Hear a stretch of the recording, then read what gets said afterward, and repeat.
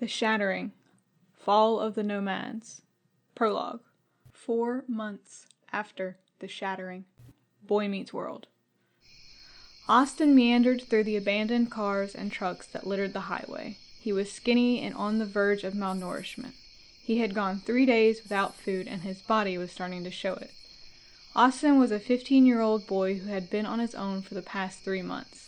He was neither tall nor intimidating.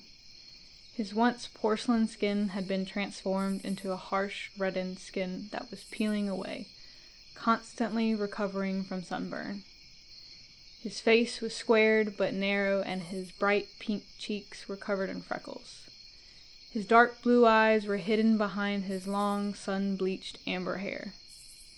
He thought of how he must look as he walked the highway. He imagined the cars coming to life and speeding past him. They would think of him as a bum, someone who was destitute. His jeans were ripped along the legs and had holes in the knees. His black shirt was covered in dust, and his plaid overshirt was threadbare, offering little protection from the sun. Austin was on the highway looking for food.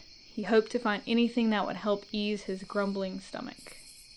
If he had to go another day without eating, he didn't know if he would have the energy to look again tomorrow.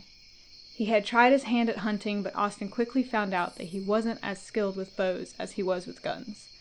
With no aptitude with bows and his ammunition depleted, he had been reduced to scavenging. The only item he had to defend himself with was a small, black hatchet. He flicked his long hair out of his face and checked his watch, half expecting the thing to be dead.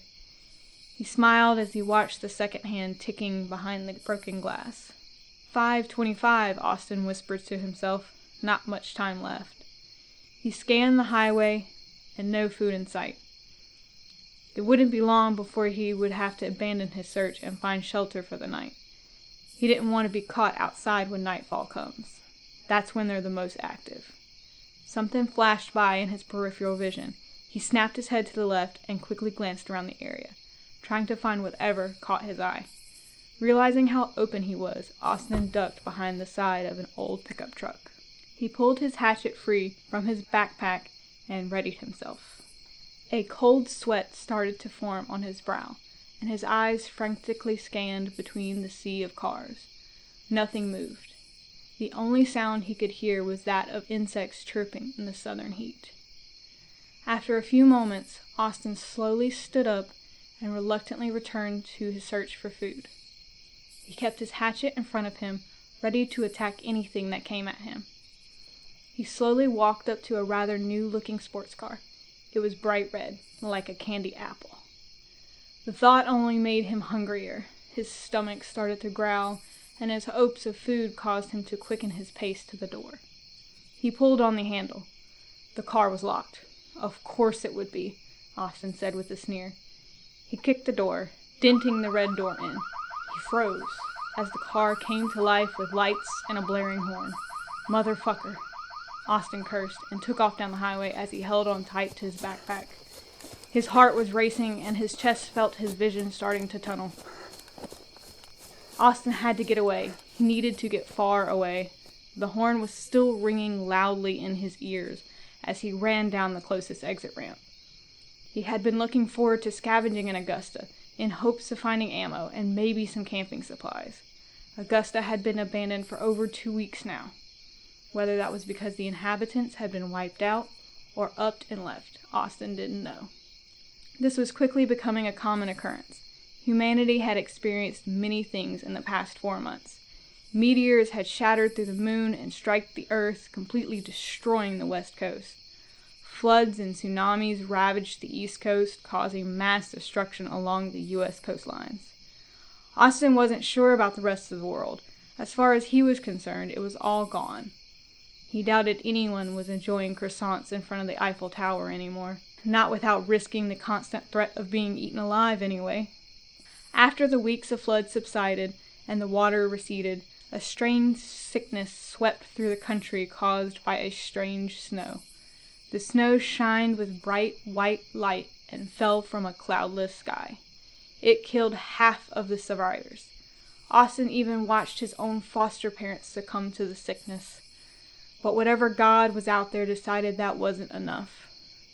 Those who had survived the impact of the meteors, floods, and the bright snow were now subjected to a new plague, the household dog. The canines had been mutated by the glowing snow and had run amok. These beasts started to appear out of every forest in the country, swarming the cities and towns.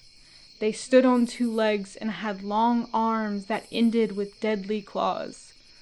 Austin had only seen these beasts a few times, and he had no wish to see them again. He had heard by word of mouth of monsters that looked like lions and bears also attacking the towns, but the ones he had seen were dog-like in appearance. They stood at 7 feet, covered in thick fur. Their heads were long, with narrow snouts filled with fangs. But what Austin feared most were the eyes. They were illuminated bright blue, but when the beasts became agitated, they would turn to a deep red. Even though these beasts looked like humanoid versions of whatever dog breed they were before, survivors started to refer to them as wolves. This was because of their viciousness and pack-like clustering. Even the smallest of corgis grew into hideous beasts that feasted on humans. Austin knew that he had alerted every wolf in the area with the car alarm, and it wouldn't be long until they got his scent. He came down the exit ramp and looked to his right.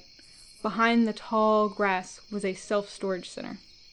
He quickly put away his hatchet and jumped the guard railing. He gritted his teeth as he started to scale the fence. The barbed wire cut into his jeans, shirt, and hands, drawing blood. The cuts were deep, but they would look like paper cuts compared to what the wolves would do to him. He ran past the storage lockers. They would all most likely be padlocked. Even if they weren't, how would he keep the doors closed?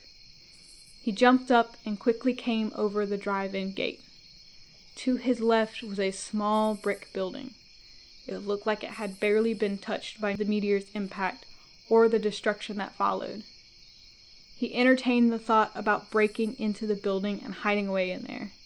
But due to recent events, he was scared of setting off another alarm. Even though the building probably wouldn't have any power, he still didn't want to take the chance. Then the small moving truck caught his eye. What are the chances, he thought. He could hide or he could take a risk. If he found the keys, it wouldn't matter if the building had an alarm or not. He could just drive off in the truck to get far, far away from here. Austin picked up a cement flower pot in front of the building and heaved it through the glass door. The sound of shattering glass momentarily drowned out the screeching of the sports car. To his relief, no alarm sounded. He rushed in, avoiding the glass daggers that clung to the door frame. He ran behind the front desk, scattering papers and manila files in a mad search for the truck keys. Nothing.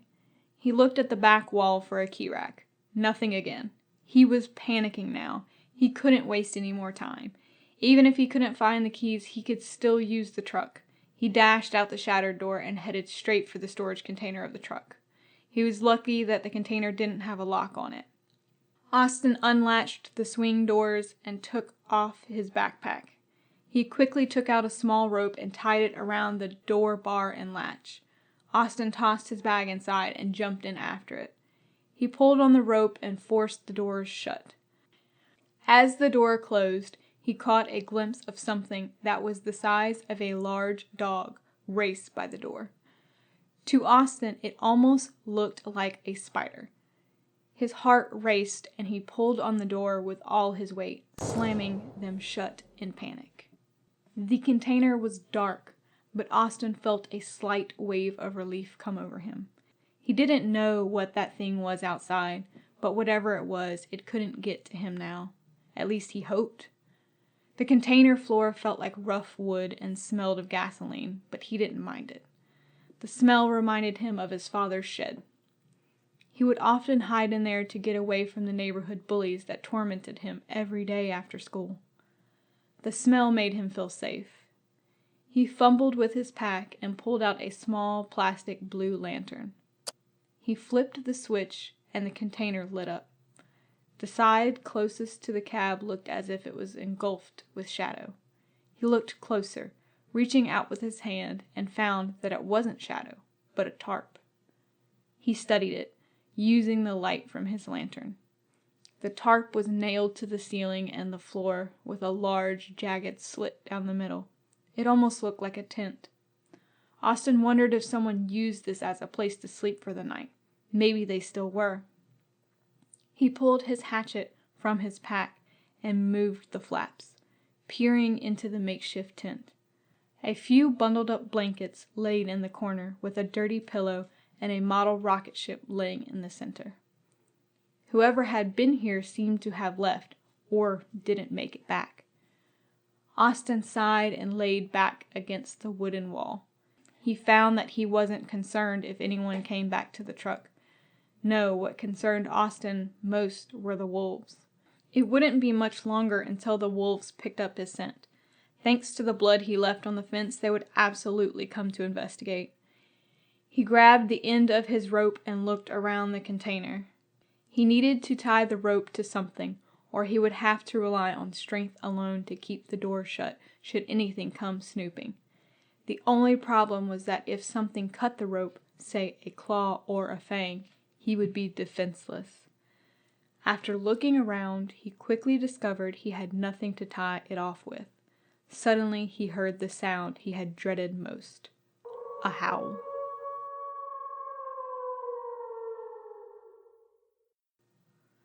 Austin could still faintly hear the car alarm from inside the container.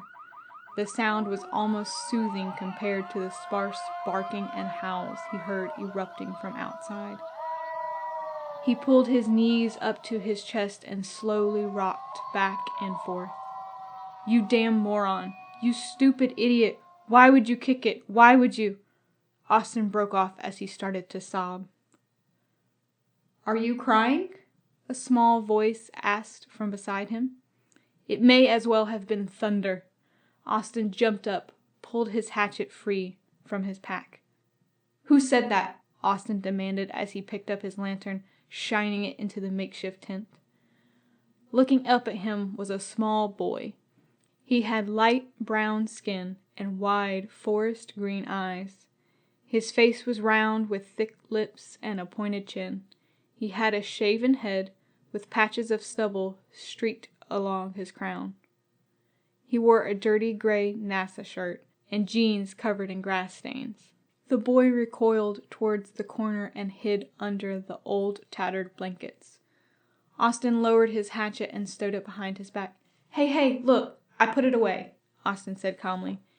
"You scared me is all. I thought I was the only one in here. The latch was locked and—" Austin paused, realizing what he just said. "Did someone lock you in here?" "My dad," the boy replied. "He went out to look for food." He slowly crept out from under his blankets, shielding his eyes from the lantern light. Austin looked him over. The pint-sized boy looked as if he was starving. He had scratches on his arms and face. They weren't large like a wolf's claws, but looked to have been made by thorns or barbed wire. "How long ago was that?" Austin asked. "A few hours ago. He should be back soon," the boy replied as he reached for the toy rocket. Austin feared that this kid's dad may not come back, but it also gave him some hope. If the wolves found him, they would think it was him who set off the alarm. Austin felt the cut in his hand pulsate with pain, and his hope was dashed. The wolves had his scent. They would be looking for him, even if they found this kid's dad. Austin snapped his head back towards the door as another howl echoed outside. The howls were getting closer. The boy was notably terrified. Every bark and howl made him jump and quiver. He was wide-eyed and his breathing was rapid. Austin put the little lantern beside the boy. He needed to distract him. Austin knew if someone got too scared, they were likely to act wild, cry out, make noise, and draw attention. "All right, first off, what's your name?" Austin asked. "Jeremy Gibbs." "Okay, Jeremy, my name's Austin. How old are you?" 11. You? 15, Austin replied. "You said your dad was out there. What about your mom? Is she still alive?" Austin had noticed that Jeremy refrained from mentioning her. "She's dead. She died from the bright snow," Jeremy replied. His eyes drifted down and glazed over. Austin knew of the sickness the bright snow inflicted all too well. Swaths of glowing snow-like substance fell from the sky for days. But even as the government and media reported that the snow was toxic, Austin had played in it. He had even built a glowing snowman and he felt fine. But his foster parents weren't so lucky. It was horrifying to watch them die. He had only known the Caldwells for 3 years, but they were the only family he had. They chose him because he was a loner at the orphanage, and told him he'd never be alone again. The Caldwells were a nice couple. John Caldwell was a gruff man in his mid-40s with a bulbous nose and broad frame. He kept his thick brown hair short, and his face was clean-shaven. When he wasn't toiling away at the local plastic plant, he took Austin camping. He taught him how to shoot and how to stay quiet in the bush. He was tough and liked to hunt. He wanted Austin to be the same. Judy Caldwell was a small, quiet woman in her late 30s. She was frail-looking and her red hair was thinning. She reminded Austin of a witch, but her smile would always make him feel warm inside. John always treated her tenderly and would listen to her if she scolded him for treating Austin too harshly. The couple didn't have much, but they took care of him and gave him anything he wanted as long as they could afford it. Austin grew to trust them and even loved them. The day that they died, Austin buried what was left of them in a muddy field in Georgia. He marked their graves with a mailbox. He sat at their grave for hours, thanking them for taking a chance on him in the form of a letter. He promised his dad that he would toughen up, something his dad always hounded him on. He promised his mom that he would survive, her dying wish. Her death hit him harder than he thought it would. She just kept apologizing for leaving him alone again. After he wrote the letter, he placed it inside the mailbox and turned the flag up. He promised himself that he wouldn't let them down and that he would return one day to write them another letter. The sickness itself was atrocious to watch. It caused open sores that oozed muscle matter and blood. The infected would suffer a fever so high that it dehydrated them in just a few hours. The end result was a shriveled up husk surrounded by a puddled mixture of blood and body fluid. Hospitals were understaffed and partially destroyed due to flooding. It didn't help that the government stopped broadcasting weeks after the snow started to fall, and most of the power had gone out around the same time. No one knew what was going on, and it seemed like the world was ending, probably because it had. "My mom's dead too," Austin replied as he slumped down against the wall of the container. "Your dad too?" Jeremy asked. "Yeah, about 3 months ago, right when the last of the snow fell." "I'm sorry," Jeremy said as he cradled his knees. There was a brief moment of silence, followed by a dreaded sound.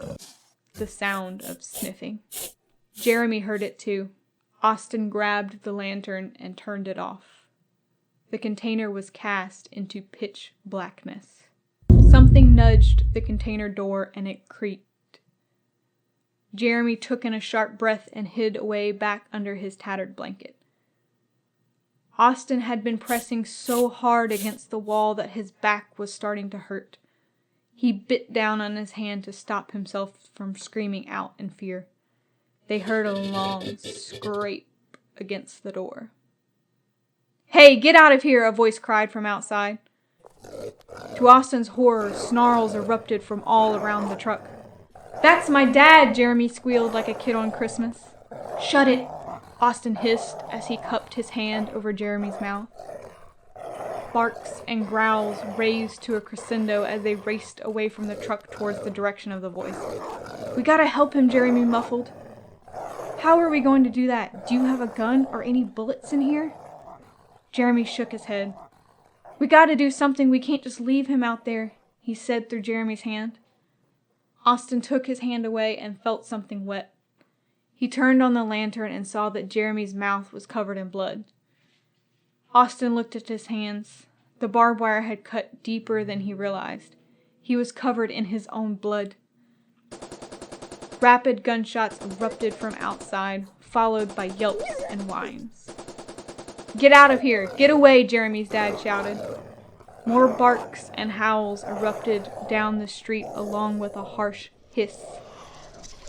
Austin had never heard that before. The sound made his skin crawl.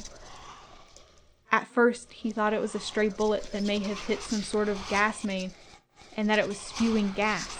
It would give Austin a chance to get away. The gas would hide his scent, and he could run in the opposite direction of where the pack was. But that hope was short-lived. It wasn't a leaking gas main that was hissing. It raised and lowered in tone and pitch. It sounded like talking. What the hell is out there? Austin thought. The gunshots sounded closer to the truck now. "Hold on, Jeremy," his dad shouted. They felt the door to the cab open. More gunshots rang out. It was so close it caused the container to vibrate. The door shut. They felt the truck starting to rumble as the engine turned over. The truck peeled out of the parking lot and the smell of burning rubber filled the container. Austin thought they had gone half a mile before something heavy landed on the roof of the container. Jeremy let out a squeal as the truck skidded from the force of whatever jumped on the roof. The roof of the container bent and cracked as something large started to make its way into the cab. A deep, gurgling laugh echoed out as the creature clawed its way towards the cab of the truck. Austin felt something warm leaking from his pants. This was too much. None of these beasts had ever shown any emotion, no amusement. The only thing they had ever shown was hunger. But this one was laughing, and it horrified him. "We got to get out of here," Austin bellowed. He rushed towards the container door. He pushed the doors open and looked down as the asphalt rushed before him. He looked up at the passing building, his rope dancing in the rushing wind. "What are you doing? They'll get us!" Jeremy yelled. "That thing is after your dad, not me. It doesn't even know we're here," Austin snapped. He felt bad for the kid, but he had to get out of here. He had to survive. Austin knew that if he jumped now, he would end up hurting himself in the fall. Jeremy's dad was going too fast. The creature must have made it to the cab. Gunshots erupted from the front of the truck and another hiss echoed out. The sound was clearer now. It sounded like whispering. "You have proven yourself to be a worthy prey, human. You should consider it an honor to die by my fame," Austin heard from the front of the truck. He felt a pit form in his stomach. The truck swerved back and forth in an attempt to shake the creature, but no matter how hard the swerve or how many shots Jeremy's dad fired at the creature, it would not yield. The sound of twisting metal and screams erupted from the front of the truck. The vehicle skidded towards a 5-foot cement wall as the creature, with Jeremy's dad in tow, launched off of it. The truck slammed into the wall, knocking Austin off his feet. He tumbled back into the container, tangling himself up in the tarp. His head slammed against the wooden floor. He watched as Jeremy's head whipped back and cracked against the back wall of the container. He looked up to see the beast who had attacked the truck from outside the container doors. It was tall, taller than the nearby traffic lights. It was dressed in yellow robes and had 2 large antlers protruding from its head. Jeremy's dad was slung over its shoulder as if he was a misbehaved child. He screamed as he reached back towards the truck. A large pop rang out, and the truck dropped as air rushed out of the tires. Austin looked over at Jeremy. The boy was out cold. He had no idea his father was gone.